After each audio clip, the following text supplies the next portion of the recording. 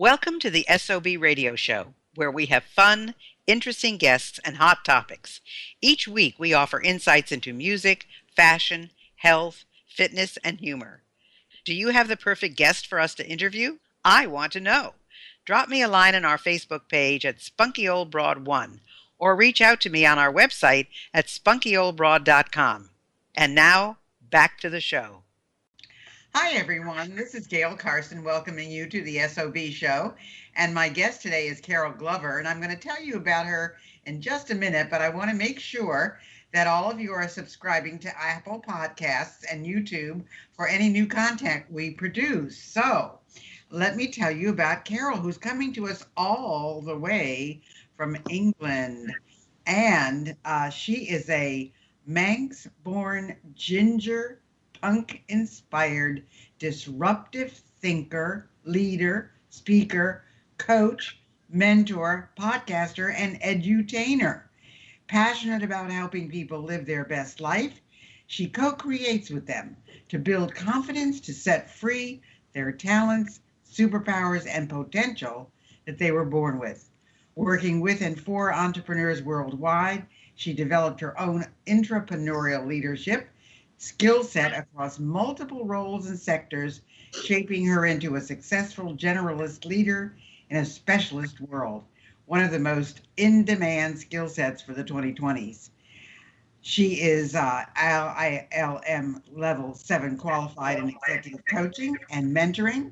She's also an MC, accredited senior practitioner, coach, and mentor.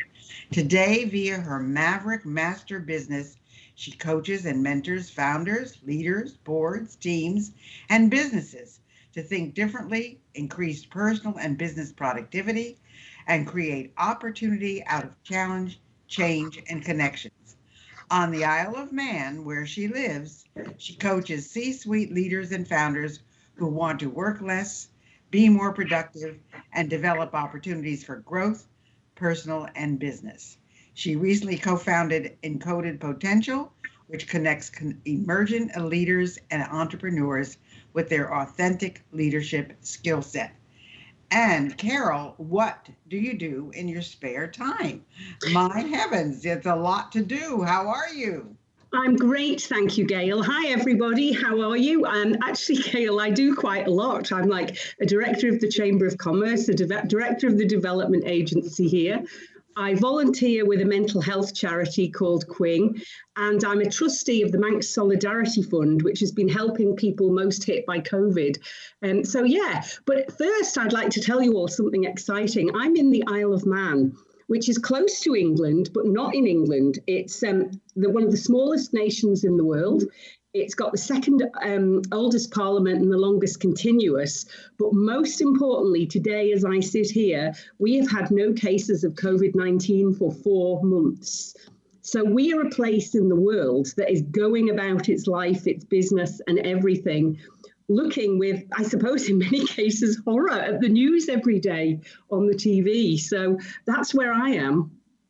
Wow. Well, I know I'm familiar with the Isle of Man. I haven't been there, but I've been to England to work 5 or 6 times, and I've probably been more places in England than you have, Carol.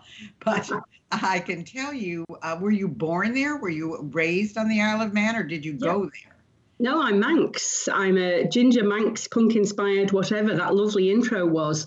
I grew up here till the age of 18, and it was a great place to grow up because it was a long time ago, 60s, early 70s.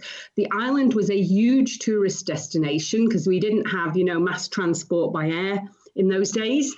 So as a kid, and it's really important, this, Gail, because as part of my backstory, I wasn't a super bright kid at school like many people's stories. And I stayed on till I was 18. But the most important part of my education was going out to work from age 13. I worked in a bookshop at age 13. I worked in tourism. I worked as a cleaner. I worked behind a bar. I worked collecting glasses. So I learned quite an interesting and varied work ethic at a very young age, growing up in a mass tourism destination. And it's always been a very safe place here. So I then left at 18, went all over the world, went to do my degree in the UK, in England, business studies, and then by an absolute stroke of that luck thing that comes along. But, you know, they always say it's where luck is where preparation meets opportunity. I went to work from college in retailing. And retailing in, you know, imagine it, 1979, 80. I mean, I know for a fact that there were only about 3 Walmarts when I started out in retailing. So imagine the way the world grew in the time I was with retailing. And I was right at the crest of that wave. So I had a mega career from the Isle of Man, working all over the world in retailing, leading big businesses that were in British retail. And I worked a lot. I learned a lot in America, because that was the place where I learned all my craft, because there were so many great and dynamic retailers. So I did all of that and had a flippin' immense time. And then since then, I've made all sorts of twists and turns. Well, you know, there's a couple of things that you've said, Carol, that hit home with me. My son is always saying to me, my generation has such a work ethic that we never stop. And it sounds like you've created that same work ethic in your own life, which I think is important. You know, a lot of people today try to shield their kids from everything. And yeah. I think it's important that kids learn what hard work is, what benefits are, what doing great things for people are. I mean, there's just so many things that kids can learn by getting out there and doing whatever it is, even if it's a lemonade stand, you know, they can learn from it. And I think that is so important. So how has that gotten you, you know, because you were in the retail industry and now you're doing so much coaching and so much leadership work. How has that impacted your career to date? Well, the first thing I'd like to say to you about the work ethic is a lot of the last 30 years, I've worked for a really top entrepreneur, and I've done a lot of his right-hand person work. And he has one question he asks everybody when they want to work for him. And is it, did you have a paper round when you were a kid? Do you know what that means? The person who delivers the daily paper? I mean, it doesn't really happen now. But that's where a lot of people's work ethic came from. In terms of coaching now, how did I get here?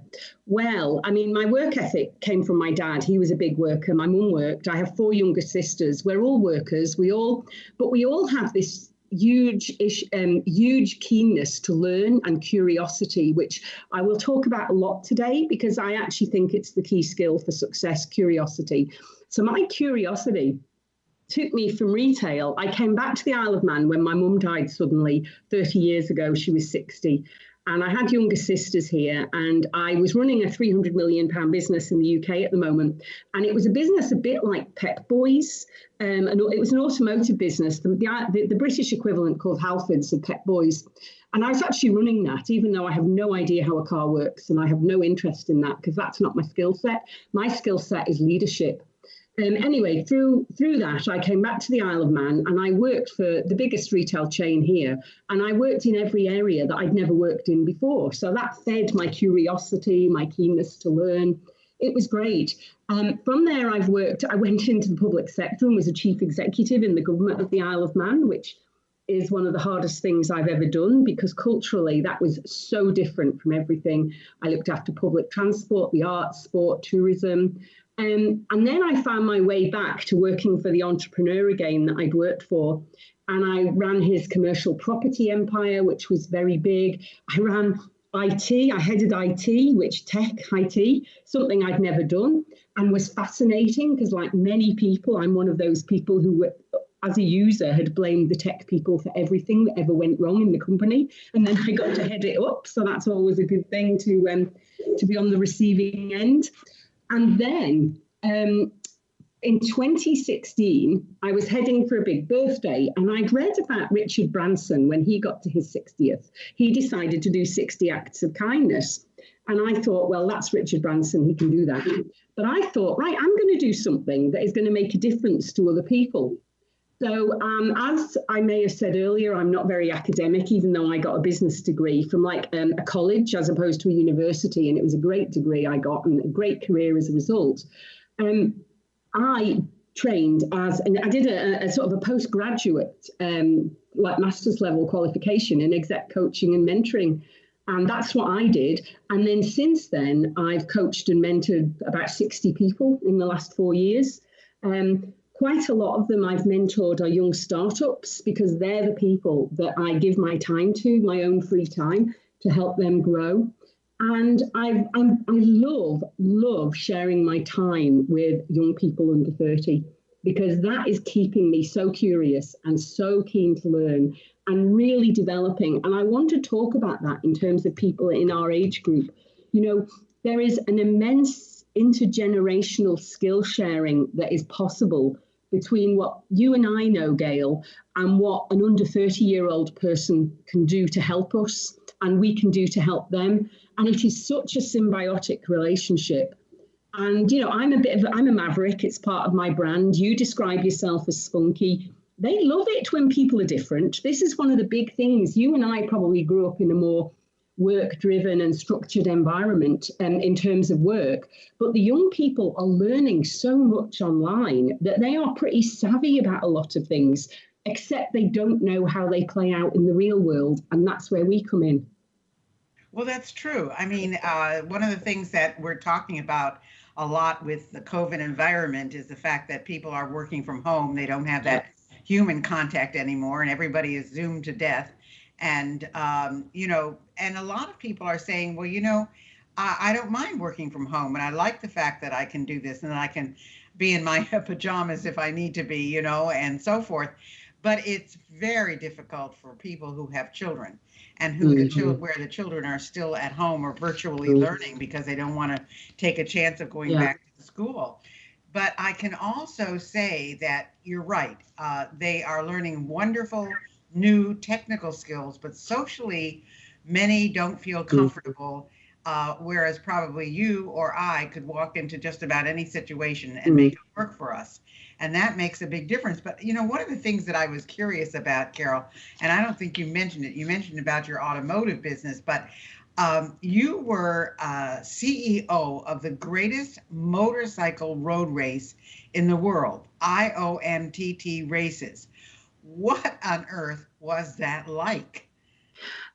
Well, that was when I was in the public sector, and thanks so much for reminding me of that, Gail. So, of course, I'd worked in the automotive business in the UK, and I'd been involved in promoting cars one below Formula One on a street circuit in Birmingham, one of the big cities. So people didn't know this about me. So I came home to the Isle of Man, working in my retail sector, doing things. And then this job came up in the public sector as a CEO, and it was the Department of Tourism and Leisure. And the blue ribbon aspect of that was the greatest motorcycle road race in the world, the Isle of Man TT races. And it is the fastest motorcycle race in the world. It's all on public roads. The roads we drive on every day, people are doing 200 miles an hour on a motorbike on them. And when I took it over, it was going through a pretty tricky and difficult phase, because one of the things you and I will have seen in our life is the attitude to risk, and words like compliance have become, and you know, even health and safety, which probably didn't exist terribly much when I first started out in my career. And there's nothing wrong with any of those words, but they all impact on doing things now. And in a motorcycle race that started in 1907, it was just get on a bike, drive around in it and see what happens. So, you know, that very much is still what happens with that event. But I got to lead it. And I think it all comes back to the point I keep making about leadership. Leadership to me is a skill. You would describe someone as a scientist, or you would describe someone as a broadcaster, say, but it's quite rare to describe people as a leader. We will talk about our political leaders as a leader, and we will label people as leaders. But the skill set of a leader is to get the best out of everyone around you. And in my terms, I really enjoyed last year reading David Epstein's book, Range, which was the story of this concept of generalist leaders. So I can take the learnings that I had from Halfords, the learning I had from working in women's clothing retail, the learnings I had from automotive, and I could put them into motorcycle promotion. Because at the end of the day, you have a vision, You need a team. You need to get them, help the team be motivated. You need to get the resources, the funding, and you need to get the people to come and support it and buy. And those are, they work almost everywhere. It's just that they look a bit different wherever you are. So yes, I did that. I was very proud to be chief executive for the centenary of that event because, it was quite difficult to deliver an event like that in this new world of 2007 it was then. And I stayed for a couple of years, but unfortunately, there are negatives to that role because there are fatalities in the event sometimes. So, it can be very sad, but also it is mega, mega exciting. People come from all over the world to see it, and it's on a lot of people's bucket lists to see it. And I now on LinkedIn have lots of friends all over the world who've noticed my connection to the TT, and that's how they've hooked up with me. That's interesting because I had never heard of it before. Yeah. That's why I was curious. And Yeah. I can see going down roads at 200 miles an hour. Yeah, something's going to happen. So it's sad. But, those people are daredevils and they're passionate about what they're doing. So, that's their choices. But you also talk about something that is so important to me and is number one on my list, and that's mindset. I so believe in mindset. I believe it's how you live your life. I believe it's how you treat people. I believe it's how you think about yourself. I think it just comes into so many areas. So when you talk about mindset, why does it matter in terms of what you believe and what you do? Well, the first thing I'd say is I completely and utterly agree with you. I think all the problems of the world can be solved by mindset currently. And I say that to people and they look at me as if it's strange. But if we believe, the old allegedly Henry Ford quote, if you believe you can, and you can, and if you believe you can't, you can't. Well, I believe I can on every single day of the week. That's why I've run an automotive business. That's why I've run the TT races. That's why I've done many, many things since. So for me personally, it is how I've lived my life. I believe it is where everything you need to succeed lives, your mindset. People don't realize how much they've got within them because if they get what I refer to now as a fixed mindset, they just believe that their potential and their opportunities are limited, and it's their own mind that's doing that. It's not someone outside telling them. So I believe, and if people haven't really thought about this, I see mindset as the amalgam of beliefs, values, skills, experience, willpower, determination, and vision that live within us all. And my new business in Scotland is called Encoded Potential. And that really is the potential you were born with. And as you go through life, you can harness that potential. Now, I'm from what would be called a poor working class family of 5 girls. I've had my career. My next sister is in Seattle and UBC in Vancouver. She's a world famous professor of neuroscience. My next sister ran a big banking organization. My next sister is a top business analyst with an international insurance company. And my youngest sister, who had the toughest time when my mum passed away, I backed her 7 years ago to set up her business. And in the last 2 years, she's been a finalist in British Female Entrepreneur of the Year. So what do we all have in common? We have this incredible growth mindset. So a shout out to someone, and this is a strange way to say it, but I refer to her when I give talks as Saint Carol Dweck, who wrote the book Mindset. Because when I did my postgrad studies at age 59 and read that book, I almost fell off the chair because that was my story. And I never knew that that's what I had. And so what I would like to say to everybody, no matter what age you are, is you can harness this mindset. You may have been harnessing it already. And particularly if you're a young person, get to start understanding it and accepting it. It will get you through anything, anything, anything. Wow. Well, first of all, I have to say congratulations on having such a successful family. That's number one. And number two, what in terms of female success is the difference in the Isle of Man and anywhere else in the world? I mean, to have 5 women who are as successful as your family is, it doesn't seem that being a woman has stopped them. No, and that's the point, Gail. That is absolutely the point. I will tell you, as a coach who reflects, I will tell you what I think. My dad, well, this is a little small island of 80,000 people we grew up. And we grew up at a time when it wasn't super prosperous, other than as a bit like Coney Island or somewhere, that the masses went on weekends and things. So my dad was a top sportsman, a very top sportsman. And people used to joke that he was desperate to have a son, and he had 5 daughters. My mum was highly creative and performed on the stage, and wrote poetry and had it published. So we were an interesting, I suppose, split of creative and fun and lively and very sporting. And also we thought, we can do that. We can do that. And so we always believed, I have some phrases I learned from my dad. How hard can it be? How hard can it be? And the amount of things that I've done in my life. I mean, when I was 23, I delivered a car. I came to America for the first time. I was in New York, and I'd heard about this company called Auto Drive Away, where you could deliver a car. So with my 19-year-old sister, I picked a car up in Nyack, New York, and delivered it to Brentwood in Los Angeles. And we drove across America, and we slept in the car every night because we believed we could.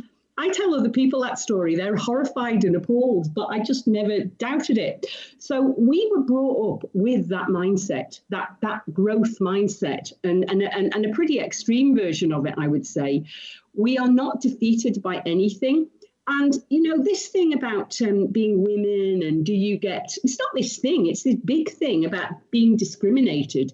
You have to push through, and you have to believe that you have to be you. And I know much of my career has been in male-dominated industries, but I've only ever been Carol, only ever. And that's the way I've liked it. And that's the way my sisters are. They've only ever been them. And we are blooming lively and memorable because that's us.